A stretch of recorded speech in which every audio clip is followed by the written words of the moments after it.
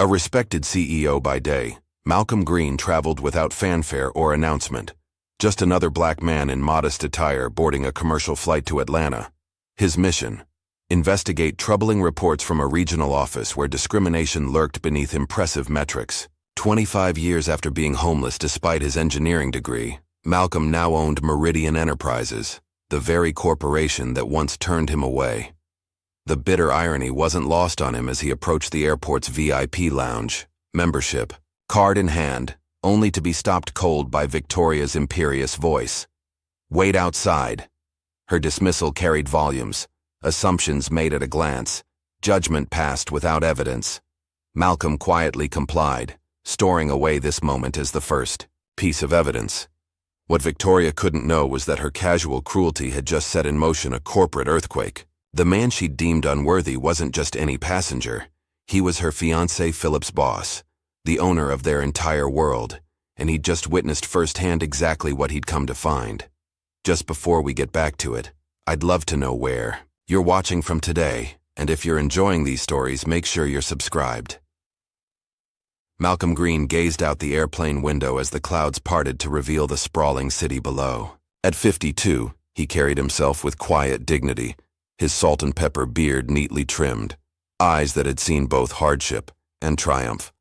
As CEO of Meridian Enterprises, one of America's most respected Fortune 500 companies, he could have easily chartered a private jet.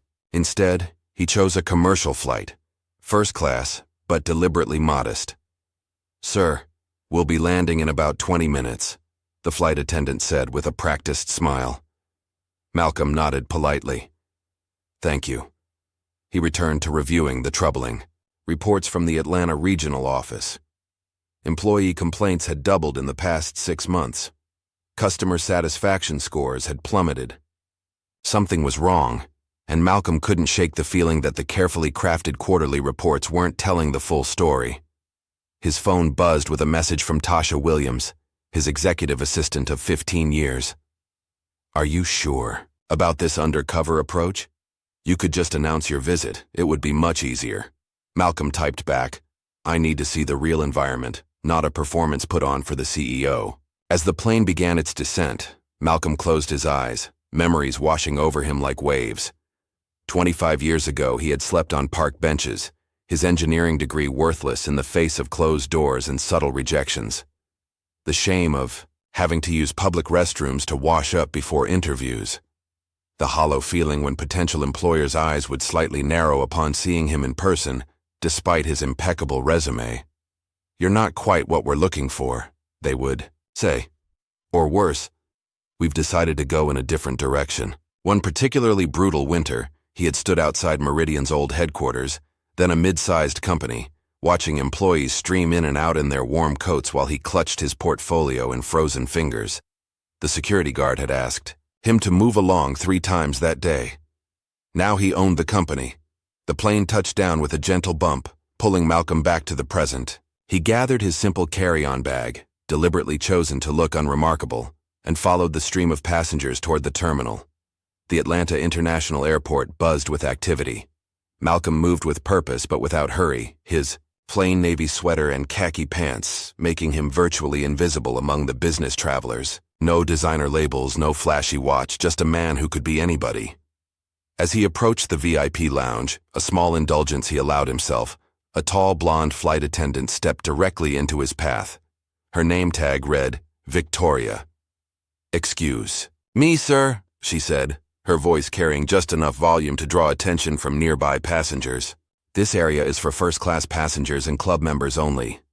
Malcolm reached into his pocket. "I understand, I have my—" "Wait outside, please," Victoria cut him off, her eyes flicking dismissively over his attire. "These lounges get crowded with people who don't belong. I need to assist actual members." The way she emphasized people made Malcolm's stomach tighten. He recognized the tone, the barely concealed contempt.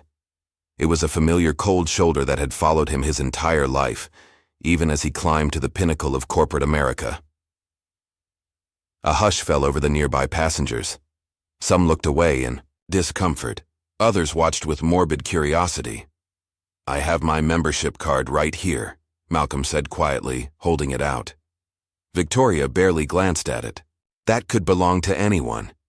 We've had issues with people using stolen cards. Malcolm noticed a young boy, perhaps 7 or 8, watching the exchange with wide eyes. The child tugged at his father's sleeve and whispered loudly, "Dad." "Why? Is that lady being mean to that man?" The father hushed his son, embarrassed. "I'll wait outside," Malcolm said, stepping back with dignity and tact. "Thank you." As he moved away, Malcolm caught sight of Tasha standing near the pickup zone, watching through the glass partition. Her face twisted with outrage, but Malcolm gave a subtle headshake. "Not now."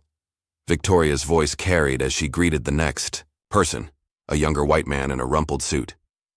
"Welcome to the lounge, sir. Right this way."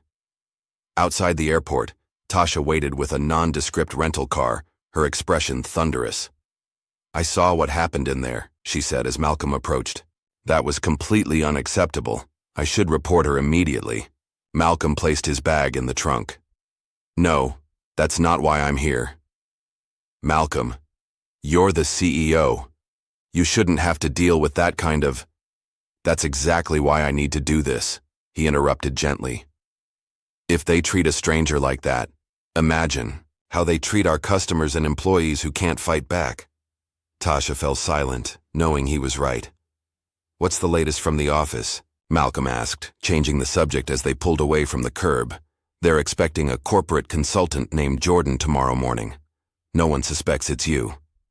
Tasha handed him a folder. "I've set up everything as requested. Hotel reservation under Michael Jordan, office access badge, the works." "Michael Jordan?" Malcolm raised an eyebrow. Tasha smiled. "Couldn't resist. Besides, no one will believe the real Malcolm Green would use such an obvious alias." As they drove, Malcolm reviewed the personnel files of the Atlanta office leadership. Philip Donahue had been the regional manager for 5 years. His results looked impressive on paper: cost-cutting initiatives, streamlined operations. But employee turnover had spiked dramatically in the past 2 years, particularly among minority staff. Meanwhile, at the Atlanta regional office, the afternoon buzz was building. "Did you hear someone important is coming tomorrow?" A young account executive named Bethany whispered to her colleague.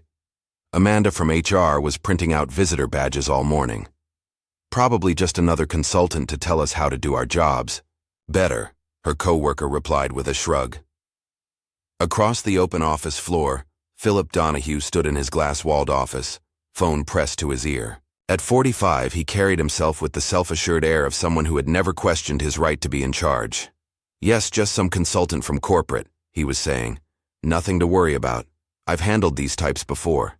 And a nearby cubicle, a young black woman named Layla Thompson kept her head down, focusing on her computer screen while simultaneously straining to hear Philip's conversation. Something about his dismissive tone made her uneasy. As evening fell, Malcolm checked into the Westfield Hotel, a comfortable but unremarkable establishment close to the office. From his window, he could see the illuminated Meridian logo atop the regional headquarters building. 20 years, he whispered to himself. 20 years to get here. His phone rang.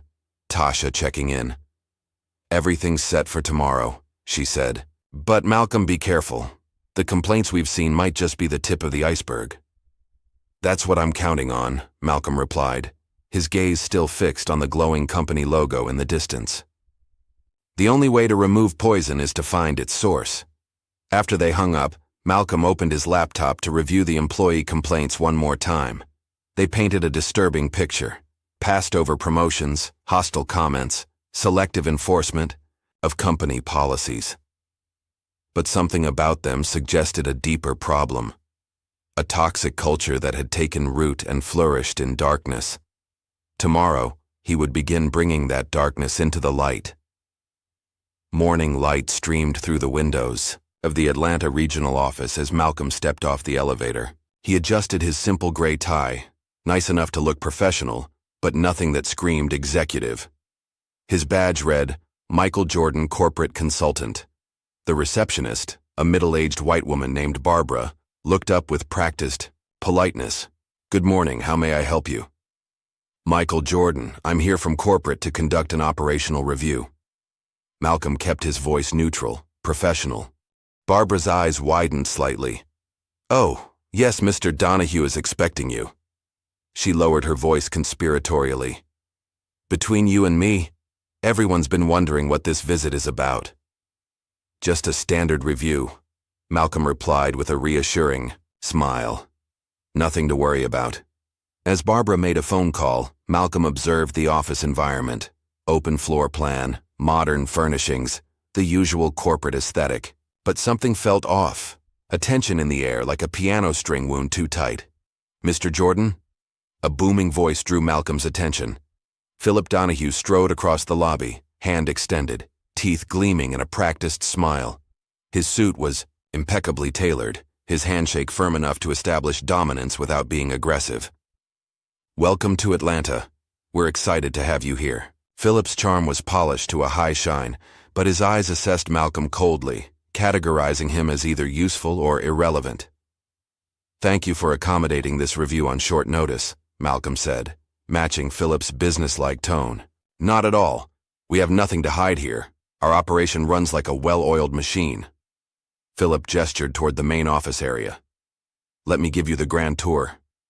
As they walked, Philip narrated with rehearsed enthusiasm, pointing out efficiency, improvements, and cost-saving measures. Malcolm nodded appropriately, noting how employees seemed to stiffen as Philip approached their desks. And this is our star intern, Layla Thompson, Philip said, stopping at a small desk tucked into a corner. Layla, this is Mr. Jordan from corporate. The young woman looked up, and Malcolm immediately recognized intelligence in her eyes, along with something else, wariness. She stood and offered her hand, her grip surprisingly firm. Nice to meet you, Mr. Jordan, she said, her voice steady but cautious. Layla will be your guide for the day, Philip announced. She knows this office, inside and out. I have meetings all morning, but I've cleared my schedule this afternoon for our debrief. He checked his expensive watch. Actually, I need to run. Layla can get you settled. As Philip walked away, Malcolm noticed how Layla's shoulders relaxed, almost imperceptibly.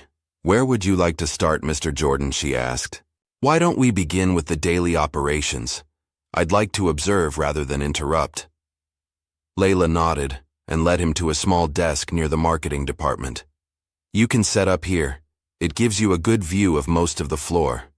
Throughout the morning, Malcolm watched the office dynamics unfold.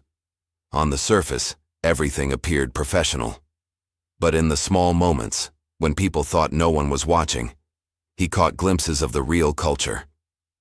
A marketing executive dismissively talked over an Asian team member's presentation.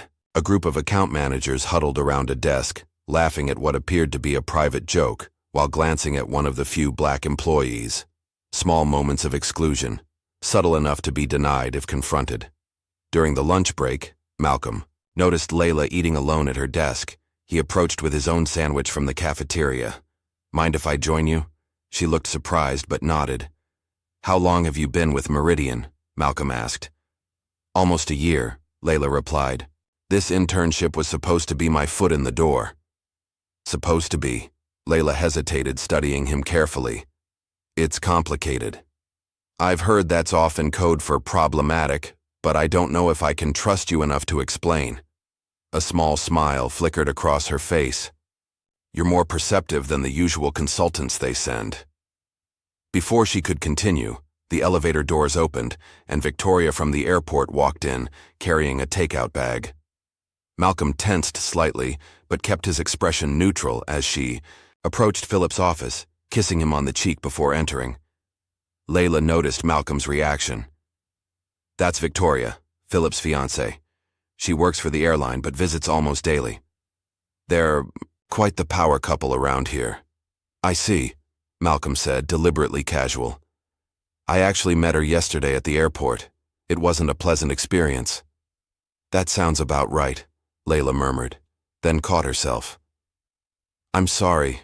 That was unprofessional. Sometimes the truth isn't professional, Malcolm replied. It's just the truth. After lunch, Malcolm observed a department meeting. The contrast was striking. Philip's charm turned on full blast for the white senior managers, while he barely acknowledged contributions from others. When Layla presented market research findings, Philip interrupted repeatedly. "Let's stay focused on actionable insights, not theoretical problems," he said dismissively when she highlighted a concerning trend in customer demographics. "We need solutions, not complaints." The subtle undermining was skilled, maintaining plausible deniability, while clearly establishing who had value and who didn't in the hierarchy. Later, Malcolm found himself alone in the break room with Luis, an older man emptying trash cans. "Excuse me," Malcolm said. "I didn't mean to get in your way."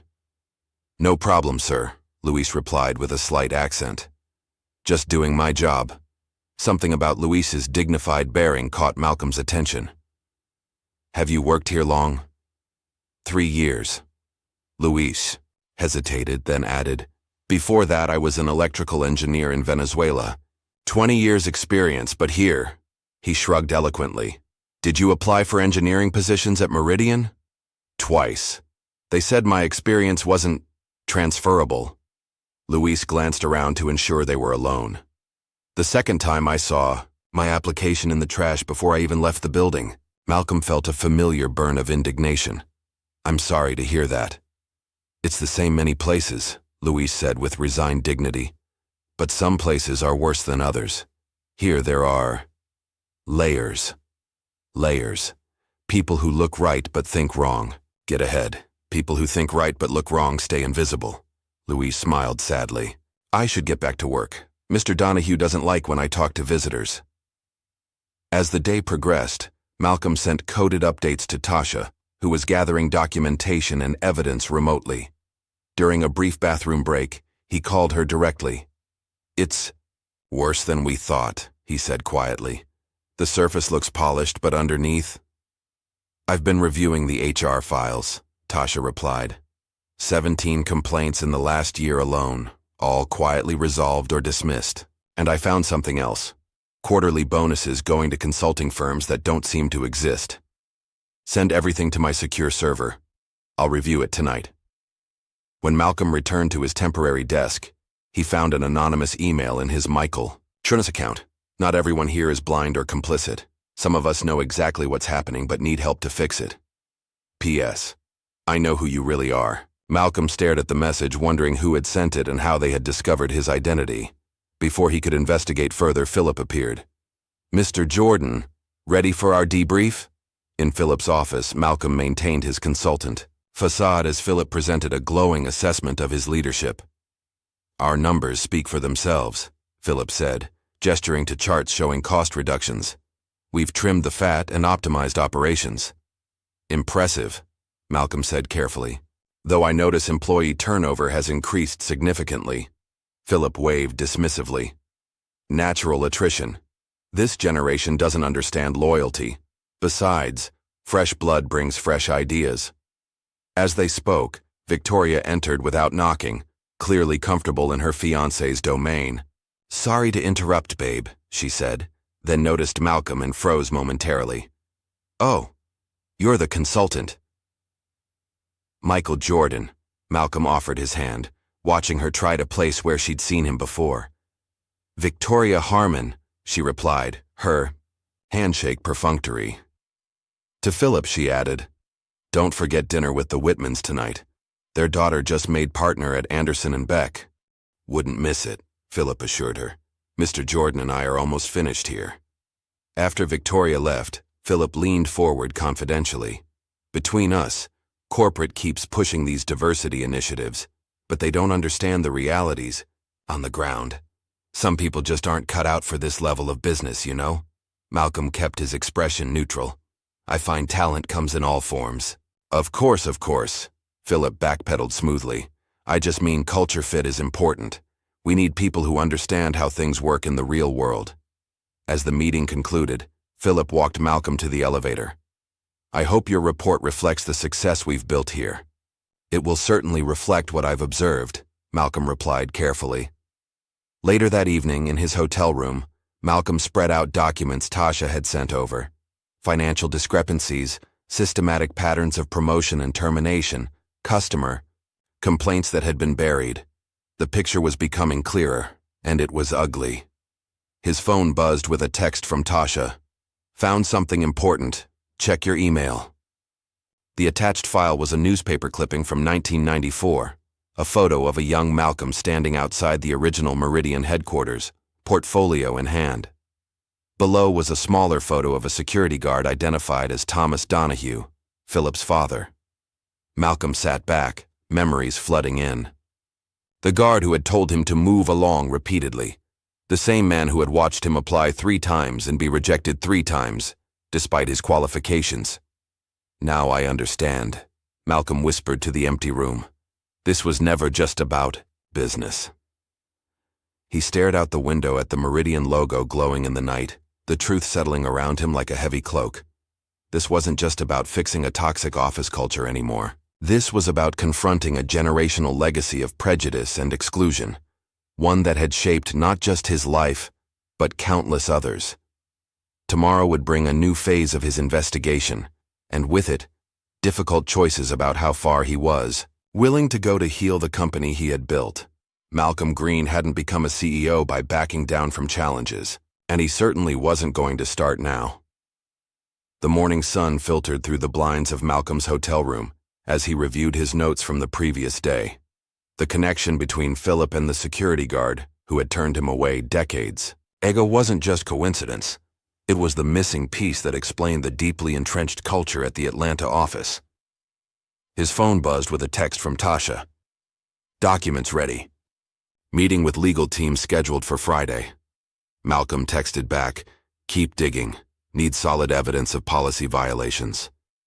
He straightened his tie, slightly better quality today, but still nothing that would draw attention, and headed for the office, his mind working through next steps.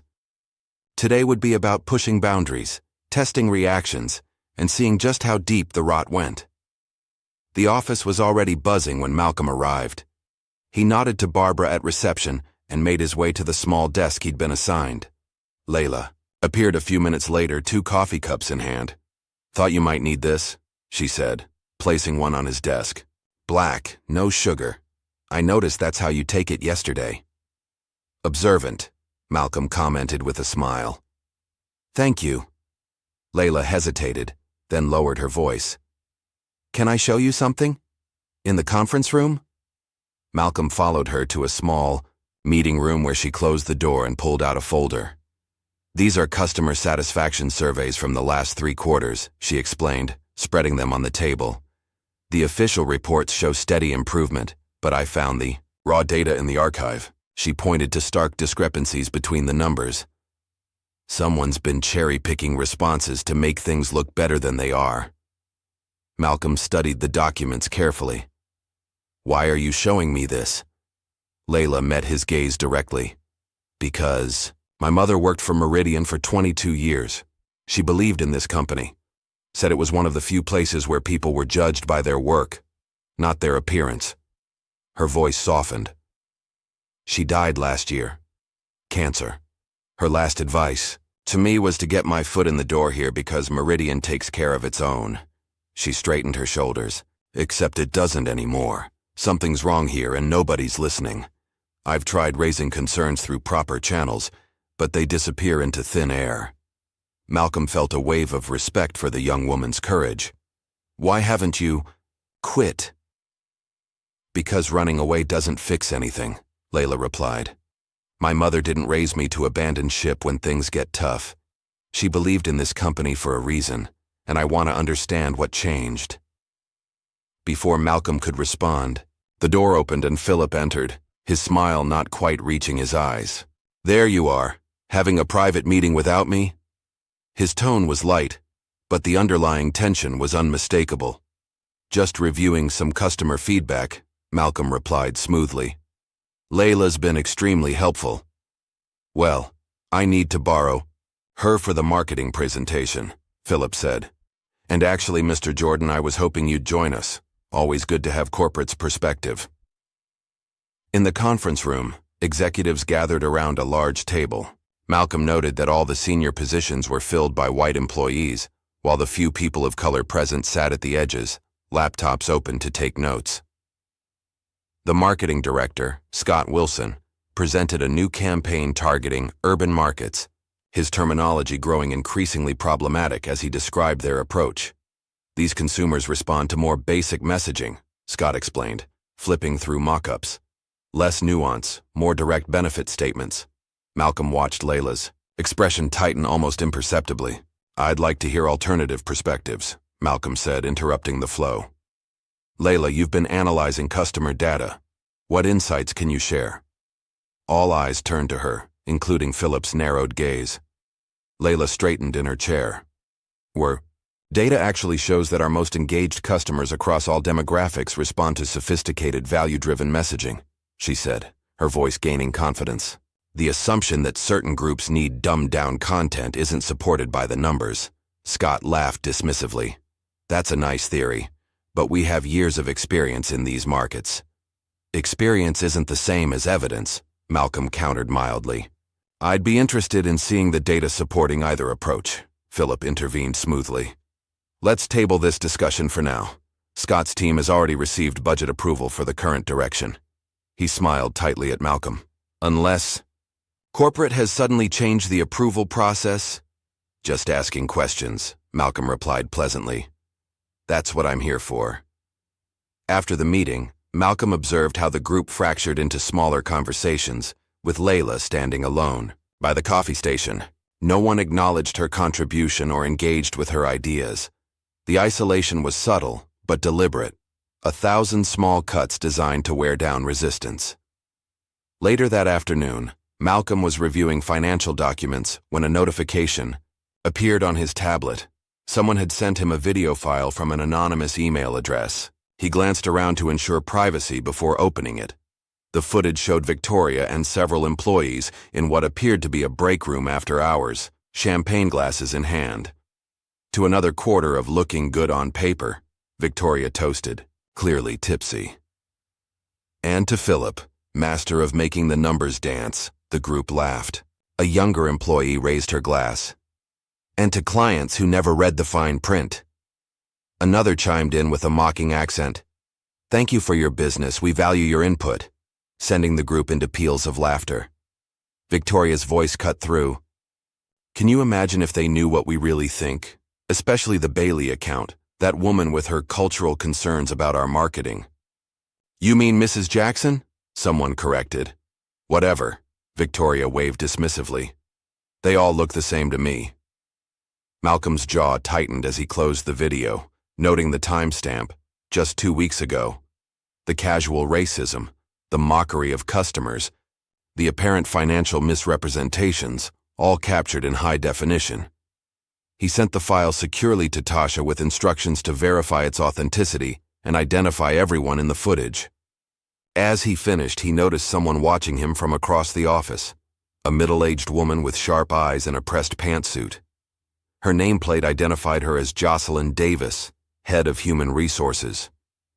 She approached his desk with measured steps. Mr. Jordan, I wonder if I might have a word. In her office, Jocelyn closed the door and studied him carefully. I've been reviewing your credentials. Malcolm maintained his consultant persona. Is there a problem? That depends, she replied, on whether you're really Michael Jordan from corporate or someone else entirely. Malcolm's expression remained neutral. What makes you think I'm not who I say I am? Jocelyn reached into her drawer and pulled out a company magazine from 3 years earlier.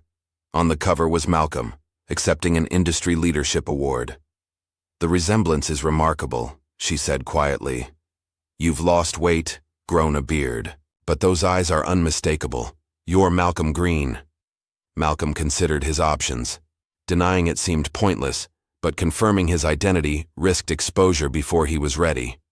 What do you intend to do with your theory, Ms. Davis? That depends on why the CEO of Meridian Enterprises is pretending to be a consultant in his own regional office. Her voice held no accusation, only genuine curiosity. Malcolm decided to test the waters. If, hypothetically, the CEO had received troubling reports about this office, what might someone in your position say? Jocelyn's professional facade cracked slightly. I might say, It's about damn time. She reached into her drawer again and pulled out a thick folder. 17 formal complaints in the last year, all properly filed, documented, and subsequently buried. 6 cases of proven wage disparity, ignored. 4 instances of qualified minority candidates being passed over for promotion in favor of less qualified white candidates. "And you've done nothing?" Malcolm asked, his tone sharper than intended. Jocelyn's eyes flashed. "I've done everything by the book. Filed reports up the chain, followed procedures, documented patterns. And every single time my concerns disappear into a black hole at corporate." She leaned forward. "So perhaps the better question is, what have you done, Mr. Green?" The challenge hung in the air between them, and Malcolm felt a reluctant respect for her directness. "I'm here now," he replied simply. "Yes," Jocelyn said, studying him. "But are you here to actually fix things or just to manage appearances?" Before Malcolm could respond, a knock at the door interrupted them. Barbara from reception poked her head in. "Ms. Davis, there's a former employee here insisting on speaking with someone from HR, a Mr. Dean Taylor." Jocelyn frowned. "Dean Taylor was terminated 6 months ago. He says it's urgent, and he won't leave until he speaks with someone." Malcolm stood. "I'd like to join this meeting if you don't mind." Jocelyn hesitated, then nodded.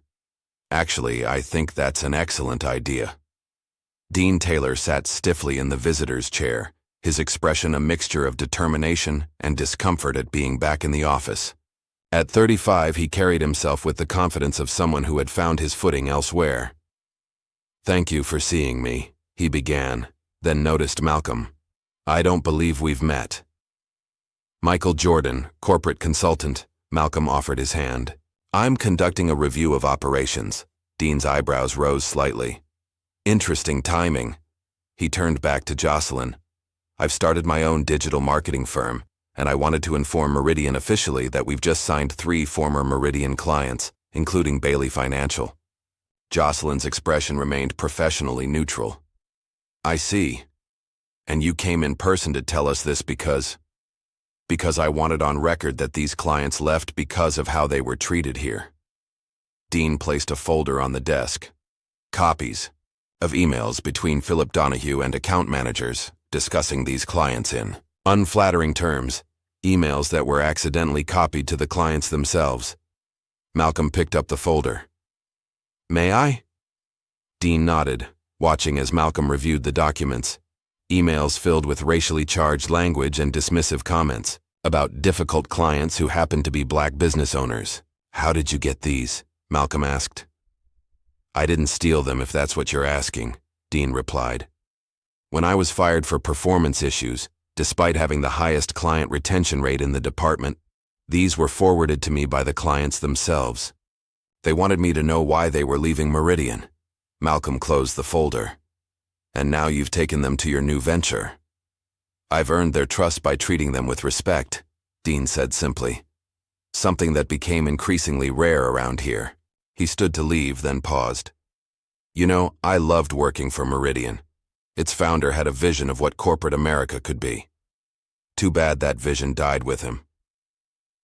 After Dean left, Jocelyn turned to Malcolm. "Still think you understand?" "What's happening here? I'm beginning to," Malcolm replied quietly. That evening, an all-hands meeting was called to discuss quarterly performance. Malcolm sat at the back, observing as Philip took the stage with confident authority. "Despite challenging market conditions, we've maintained profitability," Philip announced, clicking through slides of positive metrics. "However, we're still seeing inefficiencies in certain departments." Malcolm watched as Philip systematically shifted blame for every negative outcome onto departments with the highest diversity, while praising teams led by his inner circle. The narrative was masterfully constructed, plausibly fair on the surface, deeply biased underneath.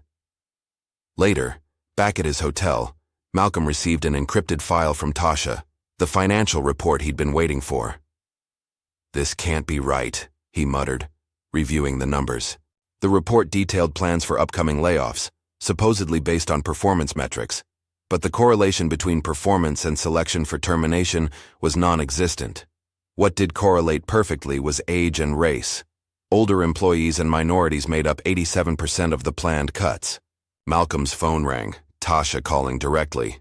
"Did you see it?" she asked without preamble. "Yes. Has legal reviewed this yet?" "They're on it now. But Malcolm, there's more. The tech team found evidence that someone's been altering performance reviews after submission. Guess whose reviews magically get worse after final filing?" Malcolm didn't need to guess. The pattern was clear. "We need to move carefully," he said. "Build an airtight case." "How much longer will you stay undercover?" Tasha asked. "The board is getting nervous about your extended vacation." "Not much longer," Malcolm replied. "The masks are starting to slip. I just need a little more time." As he ended the call, a knock at his hotel room door surprised him. Cautiously, he checked the peephole to find a young Asian man in a Meridian employee badge. Malcolm opened the door. "Can I help you?" "Mr. Jordan?" "I'm Jin Park from IT. I'm sorry to bother you, but—" Jin glanced nervously down the hallway. "Can I come in? I don't want to be seen." Once inside, Jin explained that he was a tech intern who had built a customer service algorithm that Philip had taken credit for. "That's not even why I'm here," Jin continued anxiously. "Last week I was backing up the project files and found something weird. My contract has been altered. The terms of my employment agreement have changed, specifically the clause about intellectual property ownership." "Do you have proof?" Malcolm asked. Jin nodded, pulling out a flash drive. "Original and modified versions, with access logs showing who made the changes. It wasn't just mine. It looks like they've been doing this to all the technical staff with foreign backgrounds." As Malcolm reviewed the evidence, he realized the scope of corruption was even wider than he'd suspected. This wasn't just about prejudice, it was systematic exploitation and fraud. "Thank you for bringing this to me," Malcolm said. "I'll make sure it reaches the right people." After Jin left, Malcolm stared out the window at the city lights, the weight of responsibility heavy on his shoulders. What had started as an investigation into employee complaints had uncovered something far more sinister, a corrupt system, designed to enrich a few at the expense of many, with racial bias as both tool and cover. His phone buzzed with a text from Jocelyn. "We need to talk, not at the office. Tomorrow, 7 a.m., Adams Park." Malcolm sent a single word in reply. "Confirmed." As he prepared for bed, Malcolm couldn't shake the feeling that tomorrow would be a turning point. The walls were closing in on Philip's operation, and soon, very soon, it would be time for Malcolm Green to step out of the shadows and into the light. Dawn painted the Atlanta skyline in hues of orange and gold as Malcolm walked through Adams Park. The early morning joggers and dog walkers paid him no mind, just another businessman in casual weekend attire. Jocelyn Davis sat on a bench near the pond, feeding small pieces of bread to the ducks. Without her usual blazer and corporate attire, she looked more approachable, the tension in her shoulders slightly relaxed. "Thank you for meeting me," she said as Malcolm sat beside her. "Your text seemed urgent." Jocelyn tossed the last of the breadcrumbs into the water. "I've been gathering evidence for over a year. Documentation of every policy violation, every instance of discrimination, every financial irregularity I could find." She handed him a small flash drive. "It's all here, enough to justify termination of the entire executive team, but I couldn't go public alone." "Why not?" Malcolm asked, though he suspected he knew the answer. "Because the last HR director, who tried, was not only fired but blacklisted throughout the industry." Jocelyn's gaze remained fixed on the rippling water. "They claimed she had fabricated evidence to cover her own misconduct. By the time she cleared her name, her career was in ruins." Malcolm studied her profile. "You were afraid." "I was being strategic," she corrected him, waiting for the right moment, the right ally. She finally turned to face him. "When I recognized you, I knew that moment had arrived." "What made you decide to help?" Jocelyn smiled ruefully. "I've worked in HR for 20 years, Mr. Green. I joined Meridian because its founder, your predecessor, had a reputation for integrity. When you took over and maintained those principles, I stayed. But watching Philip and his cronies dismantle everything this company once stood for, She shook her head. Some lines shouldn't be crossed, even for job security. Malcolm pocketed the flash drive. What you're doing is brave. What I'm doing is necessary, she replied simply. The question is, what are you going to do with it? First, I need to understand the full scope of the situation. Then I'll take appropriate action. Jocelyn's expression hardened slightly. With all due respect, Mr. Green, appropriate action often translates to minimal disruption. These people have caused real harm. They've destroyed careers, crushed spirits, and corrupted everything they've touched. They deserve more than a corporate slap on the wrist. I didn't build Meridian into what it is today by being timid, Malcolm assured her. But I won't act rashly either. When I move, it will be decisive. Later that morning, Malcolm made a crucial decision. He invited key figures to a private dinner that evening. Layla, Jin, Luis, and 2 other employees who had shown integrity during his investigation. The invitation was deliberately vague, mentioning only a discussion about the future of Meridian's Atlanta office. They gathered in a private dining room at a small restaurant well away from the corporate crowd's usual haunts. Malcolm arrived last, having changed into a suit of noticeably higher quality than his consultant attire. Not quite CEO level, but a clear step up. Thank you all for coming, he began once they were seated. I've asked you here because each of you has demonstrated something rare in the Atlanta office: integrity. The group exchanged uncertain glances. I'm not sure I understand, Jin said cautiously. We're just doing our jobs. Sometimes doing your job properly, in a broken system, is an act of courage, Malcolm replied. Each of you has tried to uphold standards while those around you cut corners and break rules. Layla studied him intently. You're not really a consultant, are you? Malcolm smiled slightly. No, I'm not. But before I explain further, I need to know something from each of you. If you had the power to fix what's wrong at Meridian, what would you do? One by one, they shared their thoughts. Luis spoke of recognizing talent regardless of background. Jin advocated for transparent intellectual property policies. Others mentioned accountability and fairness. Layla went last. I would rebuild the culture from the ground up, she said firmly. My mother used to say Meridian was a place where your work spoke for itself. I'd make that true again. Malcolm nodded thoughtfully. Those are all excellent points. Now I think it's time for some honesty. He straightened his shoulders. My name isn't Michael Jordan.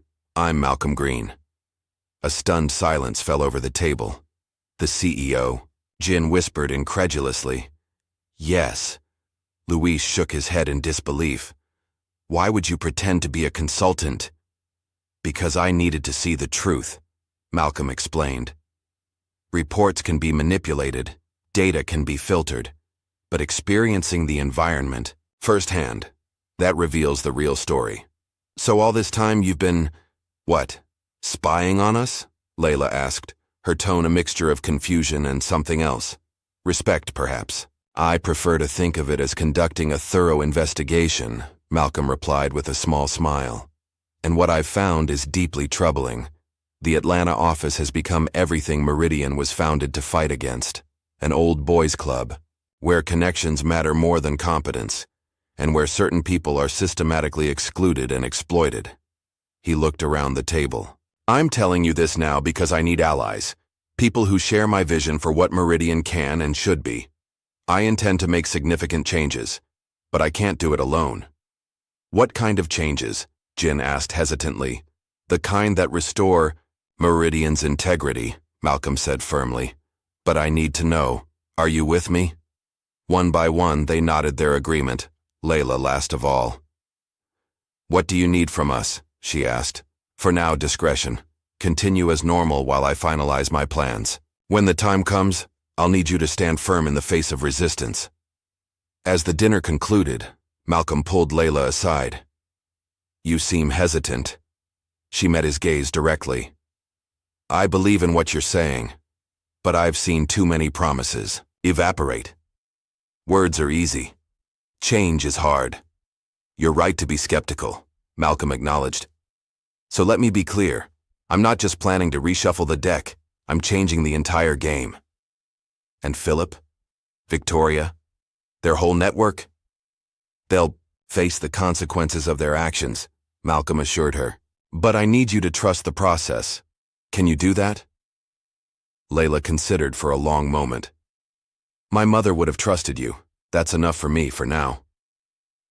Back at his hotel, Malcolm received an unexpected call from a former board member, William. Hargrove. Malcolm. Bill Hargrove here. Heard a rumor you're in Atlanta. Malcolm frowned. His cover wasn't completely blown, but cracks were appearing. News travels fast. Always does, Bill replied.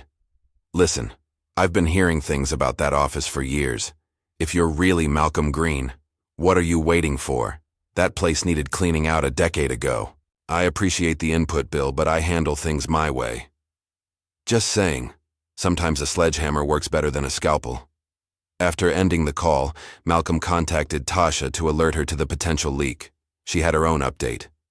The board's been officially notified of your investigation, she reported.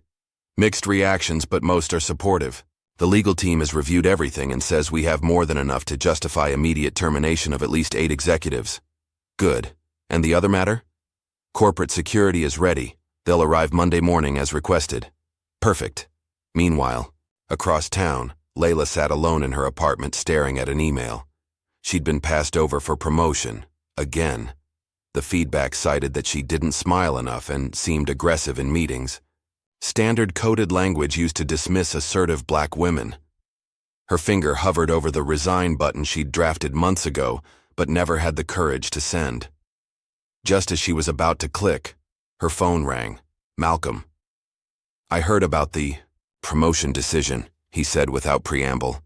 Layla's breath caught. How did you? I have access to all HR notifications now, he explained. I'm sorry this happened.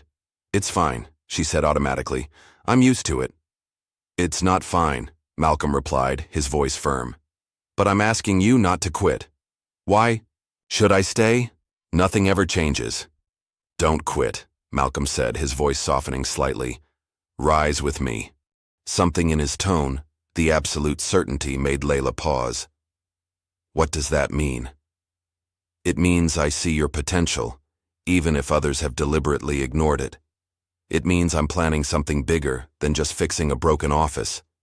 And it means I need people like you beside me, not walking away.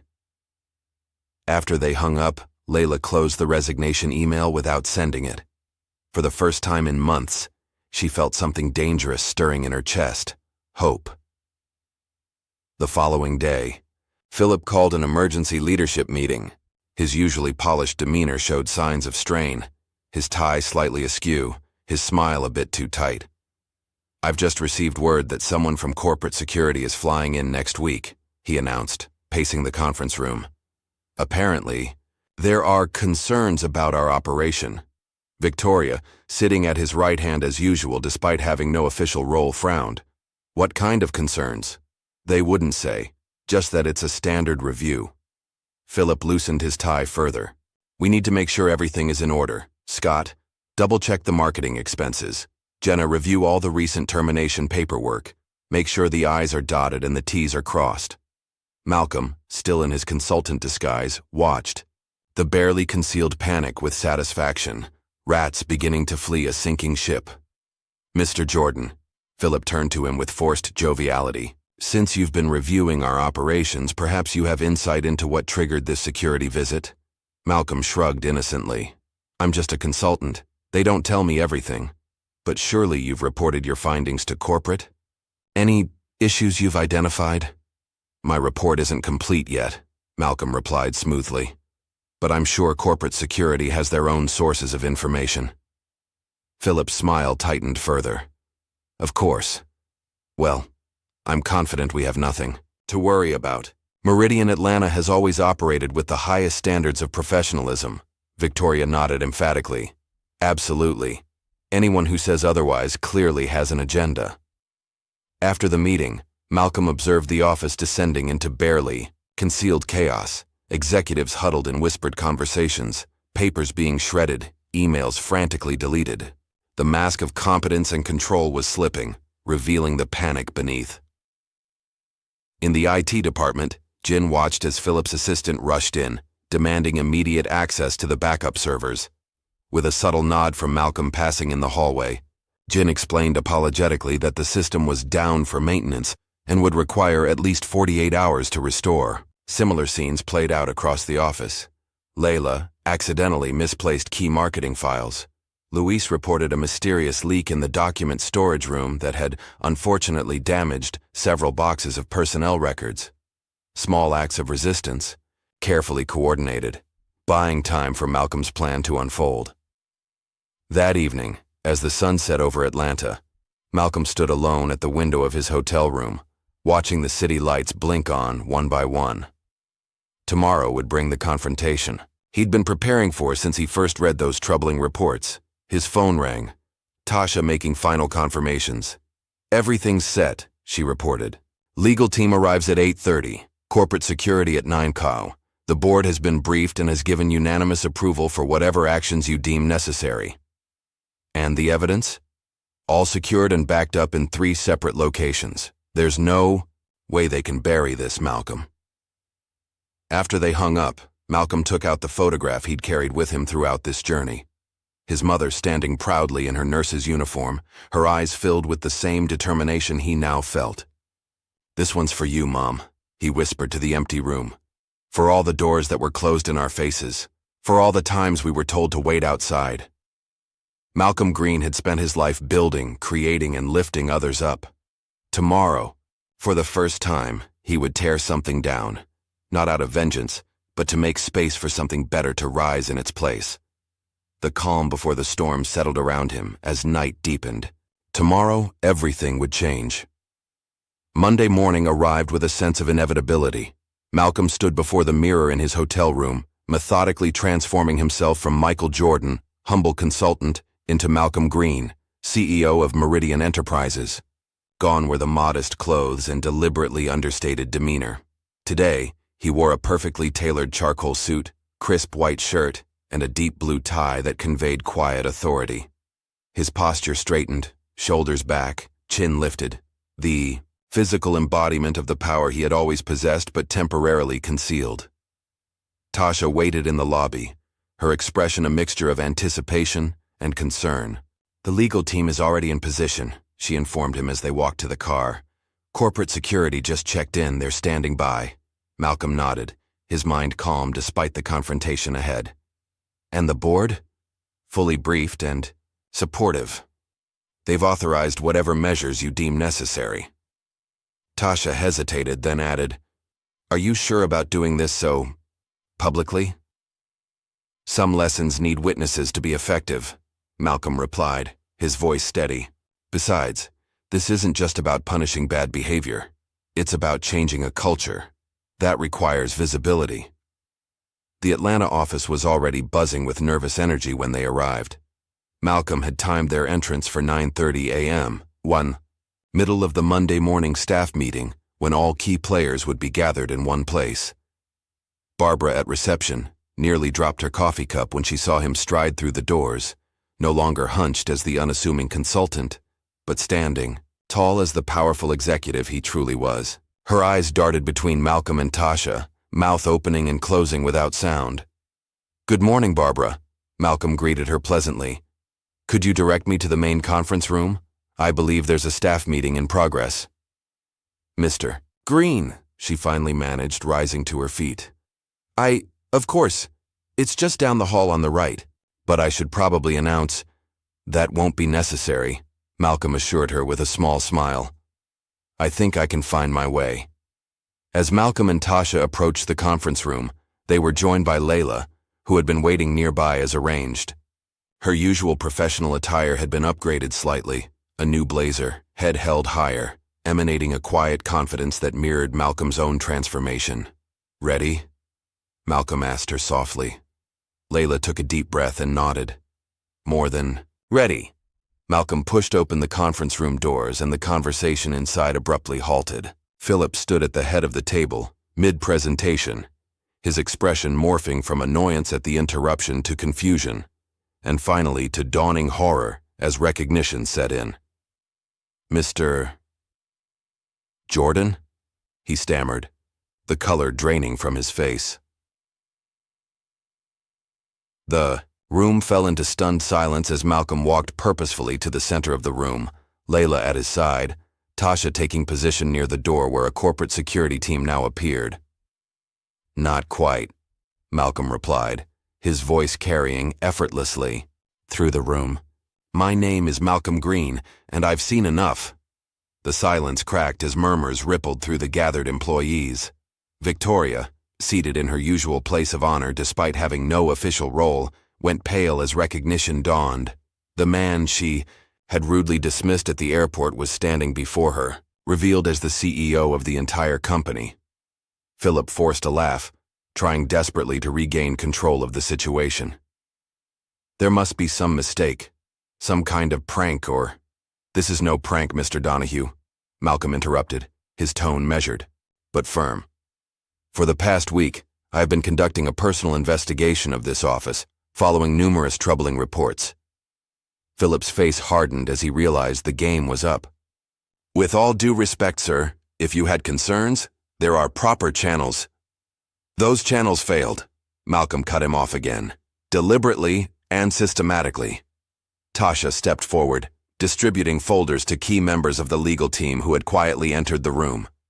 "We have prepared a comprehensive report of our findings. I suggest you review it carefully before making any statements that might further compromise your position." Victoria stood abruptly, her voice shrill with indignation. "This is outrageous. You can't just barge in here and make accusations." "Ms. Harmon," Malcolm addressed her directly, his gaze unwavering. "While you are not an employee of Meridian, you have been present at numerous confidential meetings and have participated in activities directly harmful to this company and its employees. I suggest you sit down." Something in his tone, the absolute certainty of his authority, made her sink back into her chair. Malcolm turned to address the wider room. "For those wondering what's happening, let me be clear.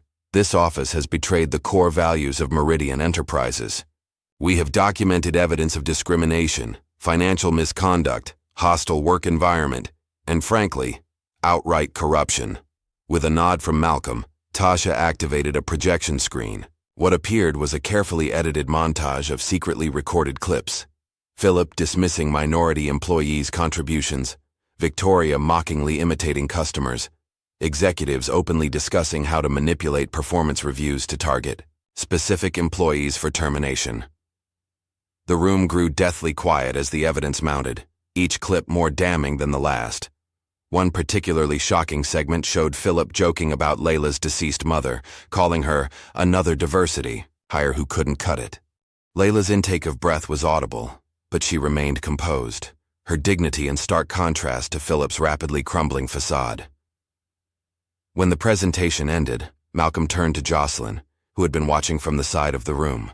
"Ms. Davis, as head of human resources, can you confirm the authenticity of these documents and recordings?"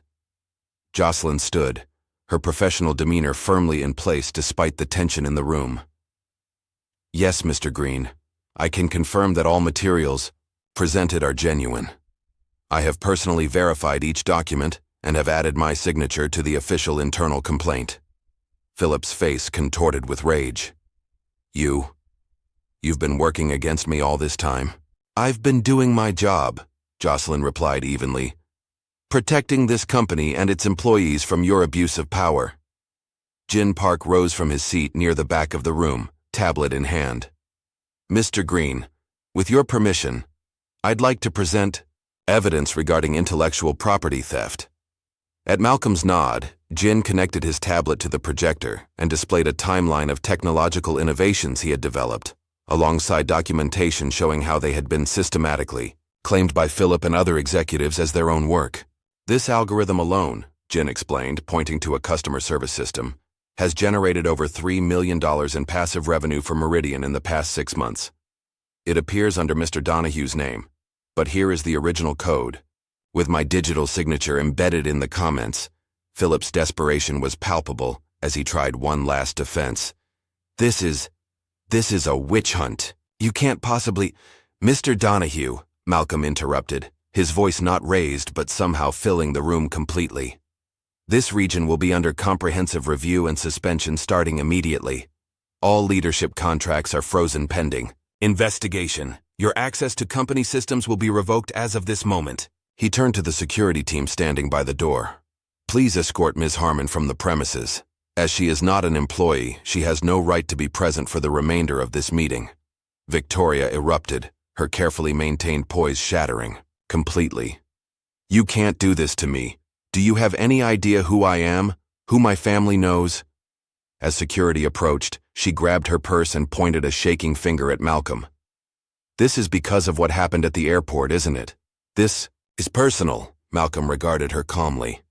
No, Ms. Harmon, this is professional. Your behavior at the airport simply gave me insight into the culture that has been fostered here, one where people are judged by appearance rather than merit, where arbitrary power is wielded without accountability, and where basic human dignity is denied to those deemed other. Victoria's face flushed deep red as security gently but firmly guided her toward the door. The same hand she had raised imperiously at the airport now trembled as she collected her belongings, her pleas for Philip to do something, meeting only his frozen silence. As the door closed behind Victoria, Malcolm addressed the remaining employees. I want to be absolutely clear. Meridian was founded on principles of excellence, integrity, and equal opportunity. Somewhere along the way, this office lost sight of those values. Today, we begin the process of restoring them. He turned to Philip, whose arrogance had collapsed into sullen resignation. Mr. Donahue, you have 1 hour to collect your personal belongings. A security team will accompany you. Any attempt to access, delete, or remove company data will result in immediate legal action. As Philip was escorted out, the room remained in stunned silence. Malcolm surveyed the faces before him, some shocked, some relieved, some apprehensive about what would come next. For the rest of you, Malcolm continued, his tone softening slightly. I understand this is unsettling. Change always is. But I want you to know that those who have performed their duties with integrity have nothing to fear. In fact, you now have opportunities that were previously denied to you. He gestured to Tasha, who distributed another set of documents. You'll find details here about the transition process. Jocelyn Davis will temporarily oversee operations while we conduct a thorough assessment of this office. I expect full cooperation from everyone. As the meeting dispersed, employees filing out in subdued groups, Malcolm remained in the conference room with his core team. Tasha, Jocelyn, Layla, Jin, and the legal representatives. Phase 1. Complete, Tasha commented, checking items off her tablet. But this is just the beginning. Malcolm nodded, his expression serious.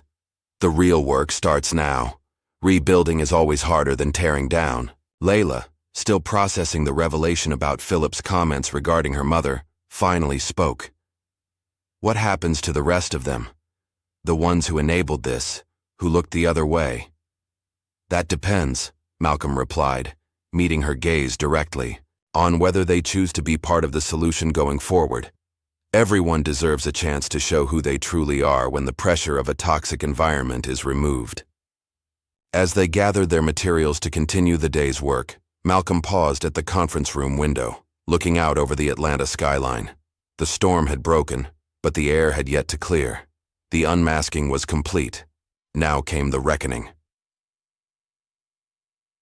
Poryut, midday. News of the dramatic events at Meridian's Atlanta office had spread throughout the company's national network. Malcolm's executive team had prepared a carefully worded internal announcement, followed by a brief press statement acknowledging leadership changes at the regional level. What they hadn't anticipated was how quickly the story would catch fire on social media. An employee had discreetly recorded Malcolm's confrontation with Philip and Victoria, and though no identifiable faces were visible, the audio painted a vivid picture. By afternoon, the Meridian reckoning was trending, with employees from other branches beginning to share their own experiences of discrimination and misconduct. In his temporary office, formerly Philip's, Malcolm reviewed the social media reports with Tasha. This is spreading faster than we expected, she observed, scrolling through the growing number of posts. Good, Malcolm replied. Sunlight is the best disinfectant. A knock at the door announced Jocelyn, who entered with a stack of folders. The initial assessment you requested. We've identified 23 employees who were passed over for promotion despite superior qualifications, 15 who received manufactured negative reviews, and 32 who experienced documented harassment. Malcolm accepted the folders. Thank you. We'll address each case individually. There's something else, Jocelyn added, her expression troubled. I've been offered the leadership role in ethics and compliance, and I'm hesitant. Why? Malcolm asked, genuinely curious. You've demonstrated exactly the kind of integrity we need. Jocelyn's professional composure cracked slightly. I should have done more, sooner. I followed procedures, documented everything, but I didn't. Break ranks. I didn't stand up publicly when I saw what was happening. You did what you could within a system designed to silence you, Malcolm countered.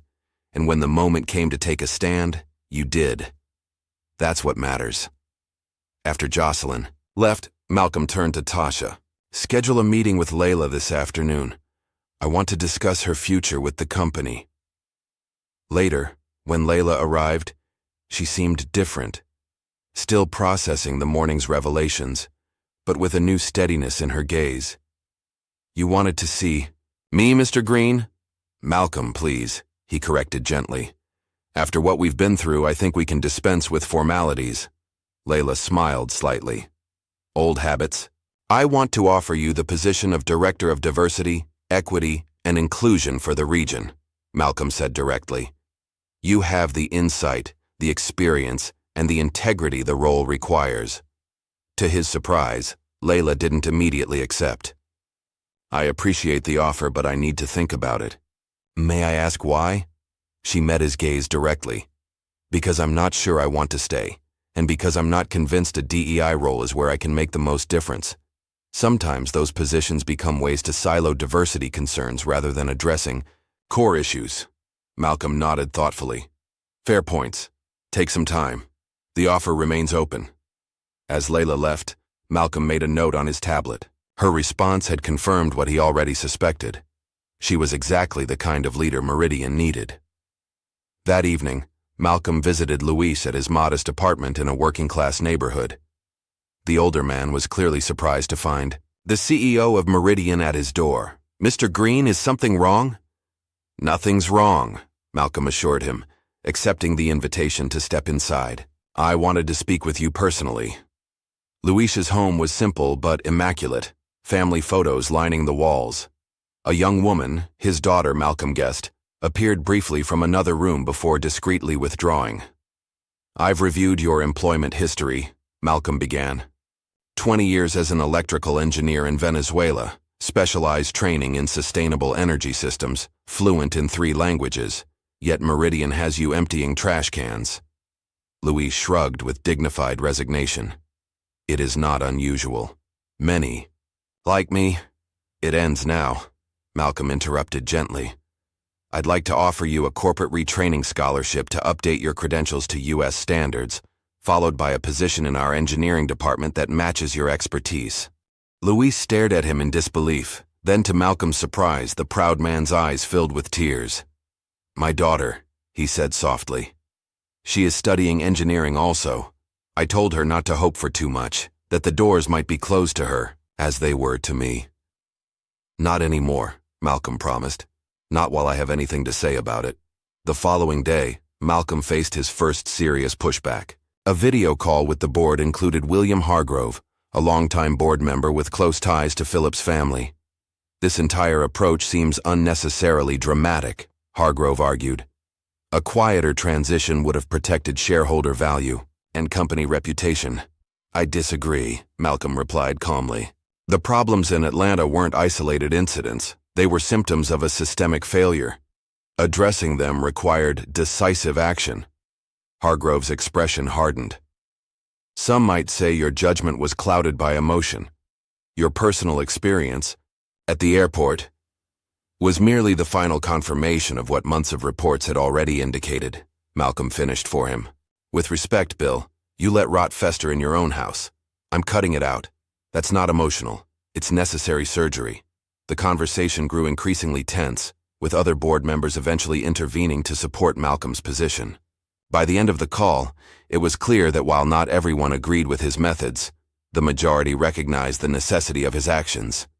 Meanwhile, Philip was not accepting his dismissal quietly.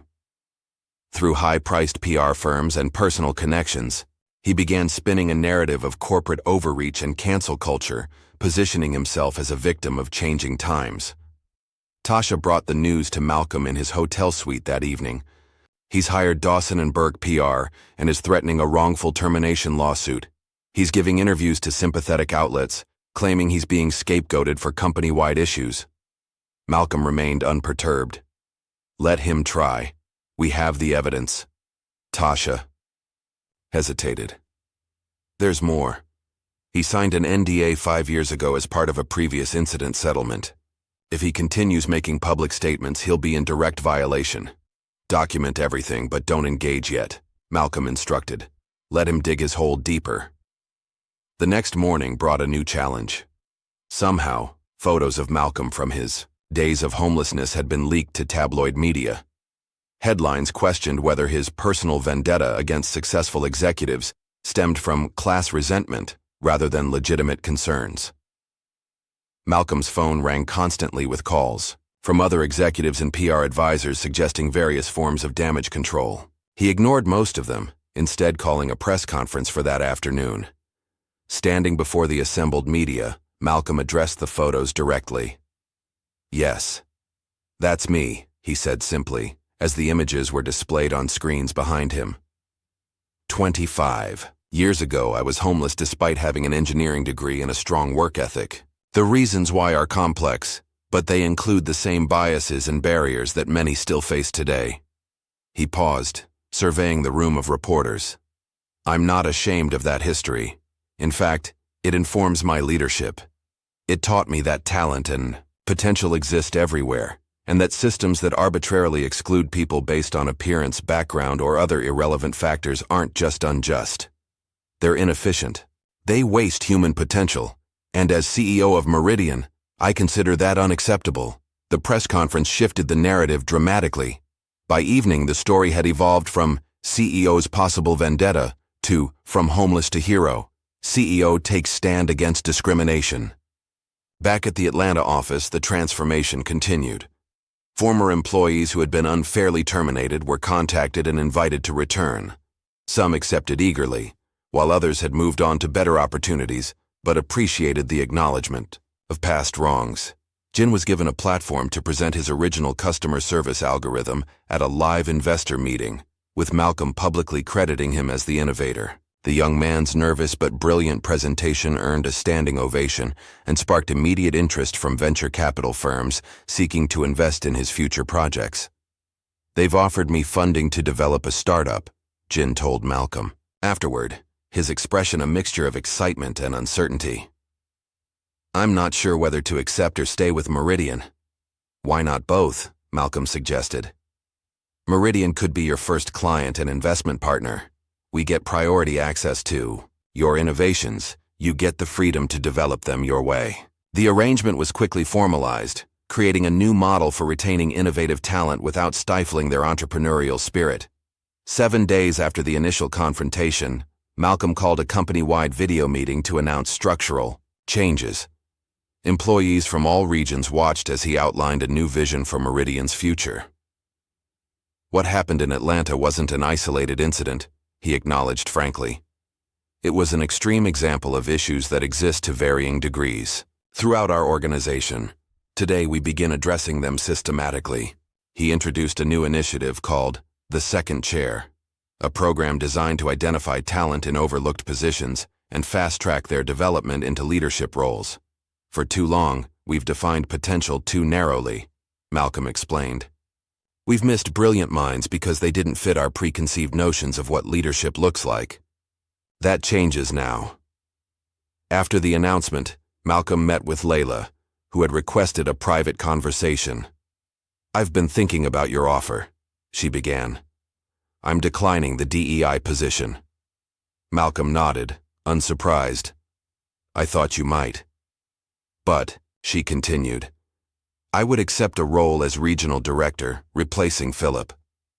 Not because I think I'm ready, but because someone needs to rebuild this office from the inside out. Someone who remembers what it was supposed to be. Malcolm smiled. The position is yours. On one condition, you continue your education, fully funded by Meridian. Your potential goes beyond even this role, and I want you prepared for what comes next. As Malcolm prepared to return to the corporate headquarters, having set the transformation in motion, he received word of a surprising development. Victoria, unable to secure another position in the airline industry after video of her airport behavior went viral, had applied for a customer service representative position at a call center. Should we intervene? Tasha asked when she brought him the news. Malcolm considered the question carefully. No. Everyone deserves the chance to learn and grow from their mistakes. Maybe direct experience on the receiving end of customer service will provide perspective she lacked before. Philip's situation resolved less ambiguously. His lawsuit was dismissed when Meridian's legal team produced evidence of his NDA violations. The final blow came when his financial misconduct was fully documented, resulting in criminal charges for embezzlement and fraud.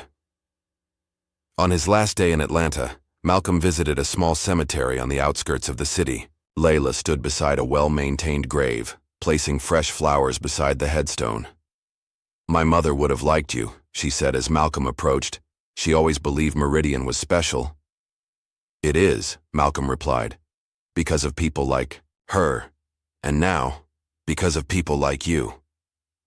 As they walked back to the car, Layla asked the question that had been on her mind since the beginning. "Why did you buy Meridian in the first place? Of all the companies you could have acquired?" Malcolm smiled slightly. "Because 25 years ago, they rejected my application 3 times without ever giving me an interview. Because their security guard told me to move along when I waited, hoping to speak directly with a hiring manager." He looked back at the skyline, the Meridian logo visible even from this distance. "I didn't buy it for revenge. I bought it because I saw what it could be if the barriers were removed. Sometimes you have to become the change you're waiting for." As they drove away, neither noticed a solitary figure watching from a distance. Philip, now unemployed and increasingly isolated, observing the connection between the CEO and the woman who had taken his position. His expression was unreadable as he turned away, pulled out his phone and dialed. "About that severance package," he began, then pulled the phone from his ear with a grimace. The call had gone straight to voicemail. 3 months after the dramatic events at the Atlanta office, the physical transformation was immediately apparent to anyone who entered the building. Gone were the sterile, impersonal interiors that had defined the space for years.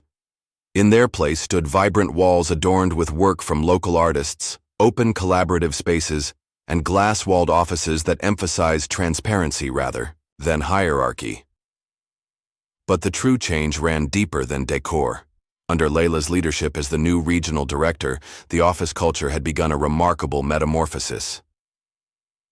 On a bright Tuesday morning, Layla stood at the front of the main conference room addressing the assembled team. At 28, she carried herself with a natural authority that belied her years. Confidence without arrogance, strength tempered with empathy. "Today marks an important milestone," she announced, scanning the faces before her. "For the first time in 5 years, our customer satisfaction ratings have exceeded the national average across all demographics." A round of applause filled the room, genuine rather than obligatory, as it would have been under the previous leadership. "This isn't just about numbers," Layla continued. "It's about rebuilding trust, with our customers and with each other." The door opened and Malcolm entered quietly, taking a seat at the back of the room. He nodded for Layla to continue, content to observe rather than command attention. "We've made significant progress, but our work is just beginning," she said. "Which brings me to our next announcement. I'm pleased to introduce our newest team member who will be joining the engineering department." Luis entered, now dressed in a professional suit rather than maintenance coveralls, his dignified bearing even more pronounced in his new role. "Many of you already know Luis Mendoza," Layla said warmly. "What you might not know is that he holds multiple patents in sustainable energy systems, and has 20 years of engineering experience. We're fortunate to have his expertise as we develop our new green initiative. Luis stepped forward, visibly moved. Thank you for this opportunity. I look forward to contributing my knowledge and learning from all of you. After the meeting dispersed, Malcolm approached Layla. That was well handled. Luis deserves this moment of recognition. It's the least we could do, Layla replied. Did you see the prototype he developed? It could revolutionize our approach to energy consumption in regional offices. I did. We're implementing it company-wide next quarter. Malcolm gestured toward her office. Do you have a moment? In the privacy of her office, previously Philip's domain, now transformed with warm colors and family photos, Malcolm shared his latest initiative. I'd like you to lead a special project, he explained, passing her a tablet with a proposal. We're creating a mentorship program specifically for employees who've been overlooked or sidelined in the past. Layla reviewed the document thoughtfully. This is ambitious. Necessary, Malcolm corrected. The talent has always been there. We just need to remove the barriers preventing it from flourishing. As they discussed details, Layla's assistant knocked gently on the door. Ms. Thompson, the Baileys are here for your meeting. Send them in, please. An elegant older black woman entered, accompanied by her daughter, both owners of Bailey Financial, one of the clients who had left Meridian during Philip's tenure.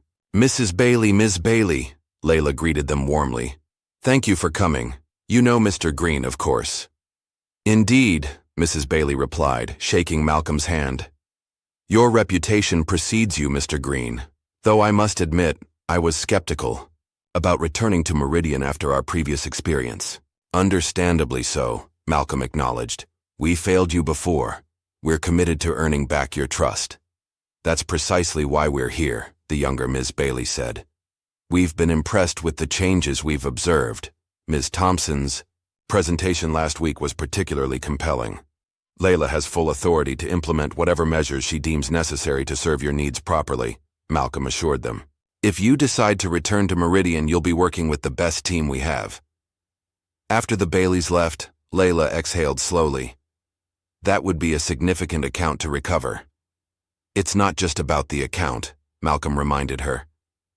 It's about making things right. Later that afternoon, Malcolm visited the HR department where Jocelyn was conducting interviews for her expanding ethics team. Through the glass wall, he observed her thoughtful questioning of candidates, noting how she gave each person her full attention regardless of their rank or background. When the interviews concluded, Malcolm joined her in her office. How's the team coming together? Jocelyn sighed, removing her reading glasses. Slowly. Finding people with both the technical skills and the moral courage for this work isn't easy. You seem troubled, Malcolm observed. I am, she admitted. Building an ethics department is one thing. Building trust in that department after years of institutional failure is another challenge entirely. Malcolm nodded understanding. People need to see that things have truly changed. Exactly.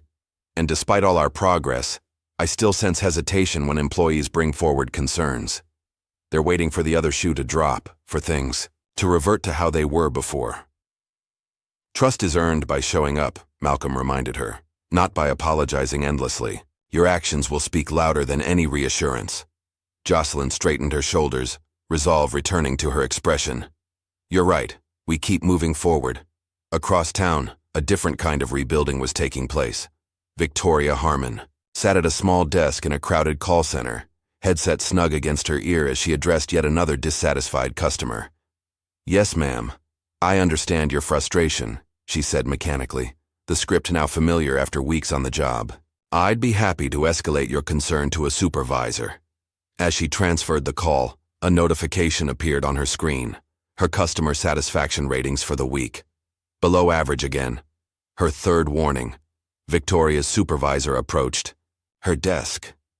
Ms. Harmon, can we have a word? Following him to a small office, Victoria braced herself for the inevitable. Your metrics aren't improving, he began without preamble. You're struggling to connect with customers, particularly those from diverse backgrounds. Victoria fought back the defensive retort that rose automatically to her lips. This job, mundane as it was, represented her last chance after being blacklisted from the airline industry. Philip was no longer answering her calls, her savings were dwindling, and her former friends had distanced themselves since her public downfall. "I'm trying," she said instead, the words unfamiliar in her mouth. "It's more difficult than I expected." Her supervisor's expression softened slightly. "Look, you clearly have communication skills and intelligence, but customer service requires empathy, the ability to genuinely see things from someone else's perspective." "And you think I'm incapable of that?" Victoria asked, an edge creeping into her voice. "I think you haven't had to develop that muscle," he replied carefully. "But you can learn. We have a training program specifically designed to improve empathetic communication. I'd like to enroll you." Swallowing her pride, Victoria nodded. "All right, I'll try it." As she walked back to her desk, her phone buzzed with a message from Tasha. "Malcolm asked me to check on your progress. Let me know if you need anything." Victoria stared at the screen in disbelief. After everything that had happened, Malcolm Green was still keeping tabs on her? Not to punish, but to help? She typed back a simple response. "I'm learning."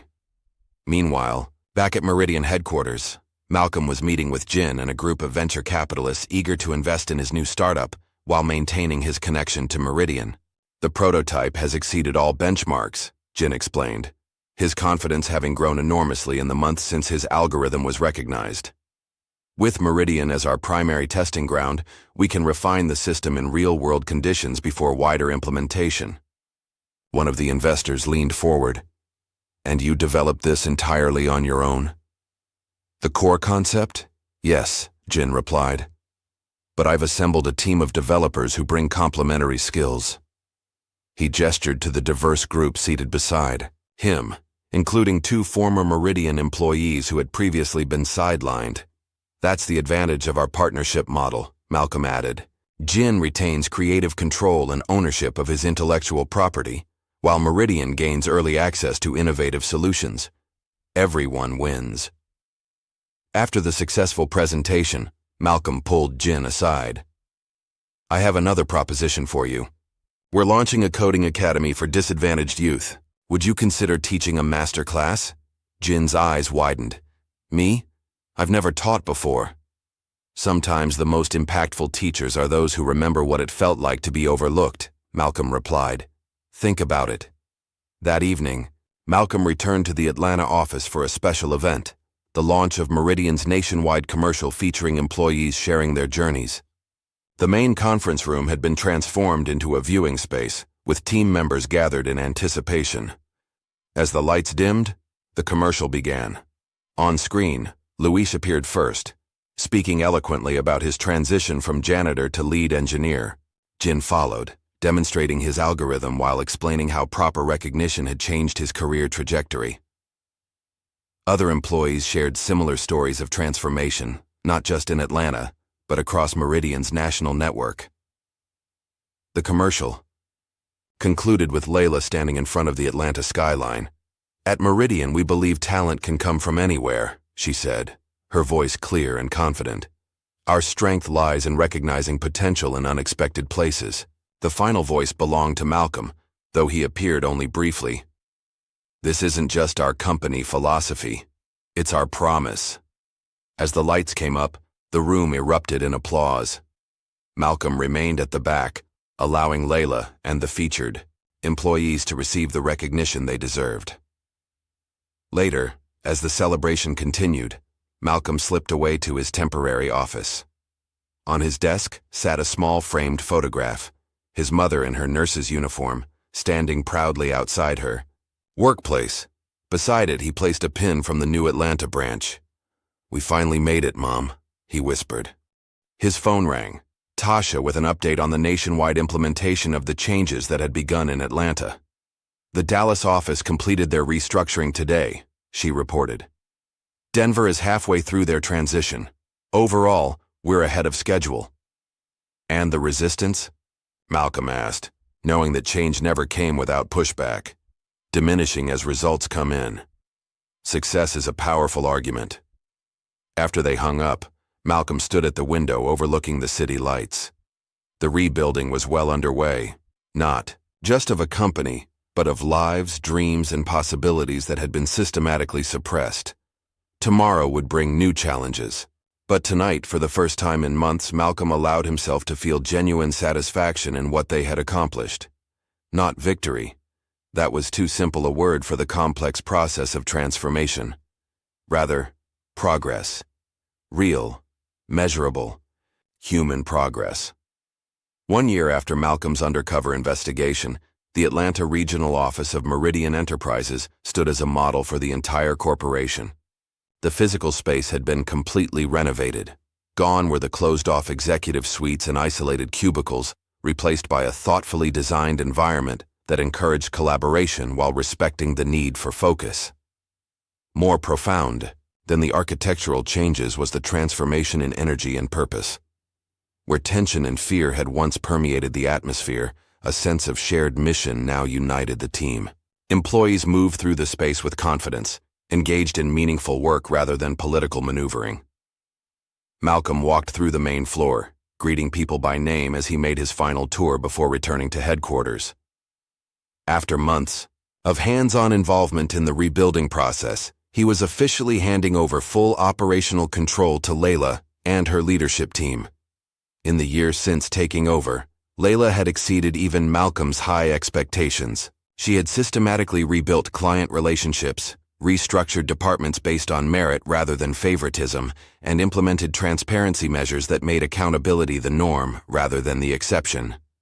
Everything's in order for the transition, she assured Malcolm as they met in her office. Once Philip's domain, now a space that reflected her own leadership style. Warm but professional, accessible but focused. I have complete confidence in you, Malcolm replied, handing her a small box. This came from the board this morning. Layla opened it to find a platinum pin with the Meridian logo, the traditional symbol given to executives who had reached the highest levels of leadership. This is, she began, momentarily speechless. Well earned, Malcolm finished for her. Your promotion to senior vice president is official as of today. You'll oversee not just Atlanta, but the entire Southeast region. Layla's expression shifted from surprise to determination. I won't let you down. I know you won't. But remember, true leadership isn't about not failing. It's about how you respond when you do. Across town, at the same international airport, where their story began, a young boy of about 8 walked hand in hand with his father through the terminal. Something on a nearby television screen caught his attention. A news segment featuring Malcolm Green accepting an award for corporate transformation. Dad, look, the boy exclaimed, pointing excitedly. That's the man from last year, the one the mean lady wouldn't let into the lounge. His father followed his son's gaze, recognition dawning. You're right, Tyler. That is the same man. See? I told you he was important, Tyler insisted. Is he famous now? He was famous then, too, his father explained. We just didn't know it. Tyler considered this thoughtfully. The lady was really mean to him. Did she get in trouble? I don't know, son, but sometimes the best consequence isn't punishment, it's learning to be better. Meanwhile, at a small cemetery on the outskirts of Atlanta, Malcolm stood alone before a simple headstone. He placed fresh flowers beside the name Elaine Green, beloved mother and healer. From his pocket, he took a small pin, the original Meridian logo from when he had first acquired the company. Carefully, he pressed it into the soft earth beside the flowers. We finally made it, he whispered. The company I always knew it could be.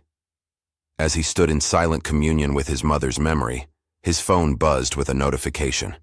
A nationwide commercial was launching today, the centerpiece of Meridian's rebranding campaign. Malcolm had approved the concept, but had deliberately avoided viewing the final cut, wanting to experience it alongside the public. Back at his hotel, Malcolm turned on the television just as the commercial began airing. It opened with Layla speaking, directly to the camera. A company is more than its profits or products. It's a community of people with unique gifts, perspectives, and potential. The camera pulled back to reveal Jin working with a group of young coding students from diverse backgrounds. When we recognize and nurture talent wherever we find it, innovation flourishes. Luis appeared next, leading a team of engineers. Experience comes in many forms. Sometimes the most valuable insights come from unexpected sources. The commercial continued with testimonials from employees and clients across the country, culminating in a powerful montage of Meridian's transformed workplaces, vibrant, diverse, and purposeful. Malcolm's voice provided the narration. At Meridian, we believe that true excellence requires more than skill. It requires character, integrity, and respect for every individual's dignity and potential. The final shot returned to Layla. This isn't just our corporate philosophy, it's our promise to you. Because at Meridian, everyone deserves a seat at the table. As the commercial ended, Malcolm received a text from Tasha. Board members calling. They love it. Stock is already up 3 points. He smiled, but it wasn't the financial validation that moved him. It was seeing the genuine transformation captured on screen, not just in policies or metrics, but in human lives. Later that afternoon, Malcolm attended his final board meeting as active CEO of Meridian. The boardroom fell silent as he made his unexpected announcement. Effective next quarter, I'll be transitioning to executive chairman, he informed them. It's time for new leadership to take Meridian into its next chapter. William Hargrove, once his critic but now an ally, leaned forward. This is rather sudden, Malcolm. May I ask why? It's not sudden at all, Malcolm replied calmly. This has been my plan from the beginning. I didn't acquire Meridian to run it indefinitely. I acquired it to transform it, to build a company where talent and integrity matter more than appearance or connections. He distributed folders containing his detailed transition plan. The executive team I've assembled over the past year is more than capable of continuing this work. As chairman, I'll provide guidance while giving them room to lead. And what will you do with your newfound time? Another board member inquired. Malcolm smiled.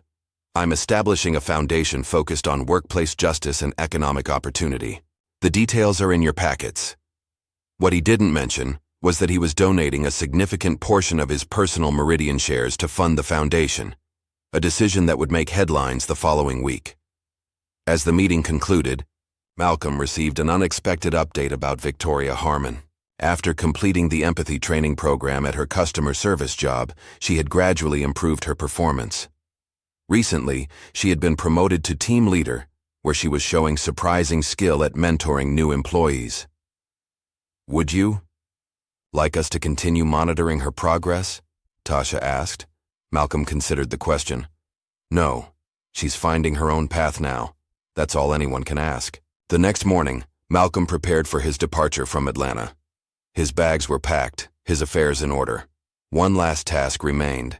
He visited Philip Donahue's father, Thomas, now in his 80s, and living in a nursing home outside the city. The elder Donahue, once the security guard who had turned Malcolm away decades ago, barely recognized him at first. Mr. Green? Thomas squinted through thick glasses. The CEO? What brings you here? Closure, Malcolm replied simply, taking a seat beside the old man's wheelchair. Do you remember turning away a young man from Meridian headquarters in 1994? 3 times in 1 week? Thomas frowned, searching his memory. I turned away many people. It was my job to keep the riffraff out. That riffraff was me, Malcolm said quietly. I had an engineering degree, recommendations and determination, but I never got past the front door because of how I looked. Understanding dawned slowly on Thomas's weathered face. That was you? And now you own the company? Life takes unexpected turns, Malcolm acknowledged.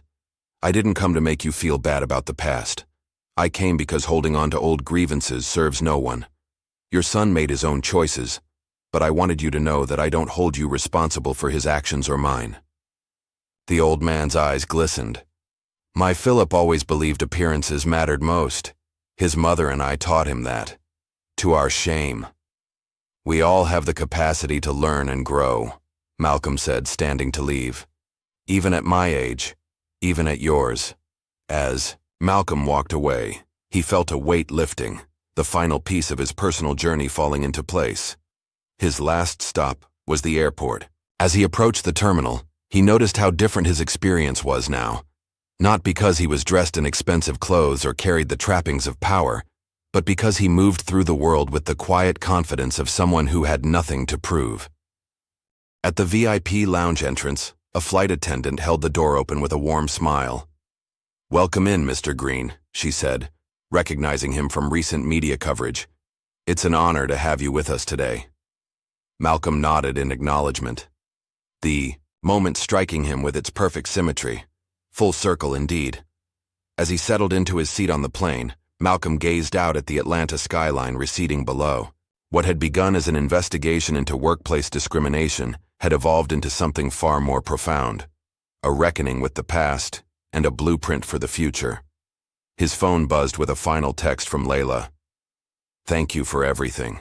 The real work continues," Malcolm smiled, typing his response. "It always does." The plane banked gently into the clouds, carrying him home. What privilege allows us to overlook in others? And what courage does it take to finally see ourselves? If this story moved you, like and subscribe for more narratives that challenge how we navigate our workplaces, our relationships, and ultimately, our shared humanity.